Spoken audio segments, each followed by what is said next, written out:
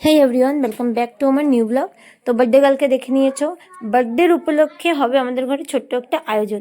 সেটা কি হবে সেটাও তোমাদের সঙ্গে শেয়ার করবো। তো দেখো, বার্থডের উপলক্ষে হবে হচ্ছে চিকেন বিরিয়ানি, যেটা হচ্ছে দিদি রান্না করার জন্য পিছনে একদম রেডি হয়ে গেছে। আর এখন চিকেন বিরিয়ানির জন্য যেটা যেটা দরকার সেগুলো আর কি হেল্প করার জন্য পাশে একটা দিদি এসে গেছিলো কি ছোটো ছোটো হেল্প করার জন্য। আর আমি চলে আসলাম রান্নাঘরে, কেন কি কয়েকজন নিরামিষ খাবে।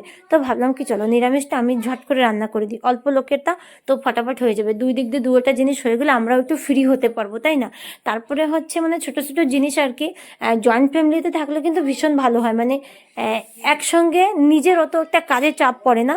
কিছু কিছু ভাগ আর কি সবাই মিলে জুলে করলে খুব ভালো হয়। আর আমরা কিন্তু জয়েন্ট ফ্যামিলিতেই থাকি। আমার অনেক ব্লগে কিন্তু দেখেছো তোমরা, অনেক মানুষের কমেন্ট জয়েন্ট ফ্যামিলি অনেক বড় হয়, বাট বড় হলে যে অনেকটা যে কাজ সেটা না, ভীষণ ভালো। আর তোমাদের সঙ্গে কথা বলতে বলতে আমার পনিরের সবজিটাও হয়ে গেছে। তো আর দেখো, এই যে হচ্ছে একজন বৌমা, ভীষণ ভালো, যখনই ডাকবো না তখনই আসে আর অনেক কাজে আমাদের হেল্প করে। আমরা তো খুব ভালো যে এত সুন্দর একটা বৌমা পেয়েছি।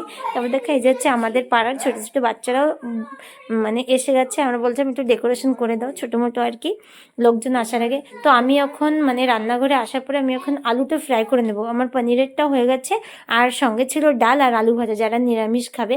তো সোমবার ছিল বার্থডেতে, অনেক মানুষ আর কি ও দিনকারা মাছ মাংস খায় না। তো আর একদিকে দিদি কিন্তু পুরোপুরি বিরিয়ানির যেগুলো কাজ করবো সেগুলো কিন্তু অলরেডি হয়ে গেছে। দিদি ফার্স্ট বিরিয়ানিটাও হয়ে গেছে, আর এখানে হচ্ছে রায়তা বগেরাও রেডি করে দিয়েছে। আর এখানে হচ্ছে আমাদের চলে আসলো বার্থডের কেক, সেটাও তোমাদের সঙ্গে শেয়ার করলাম কেকটা কেমন হয়েছে। আর আমাদের যে বার্থডে গার্ল, সে দেখো ড্রেসটা কিন্তু খুবই ভীষণ ভালো, বাট উপরে যে মেন জ্যাকেটটা সেটা কিন্তু খুব ভালো ডিজাইনার, বাট ওটাও পরবে না।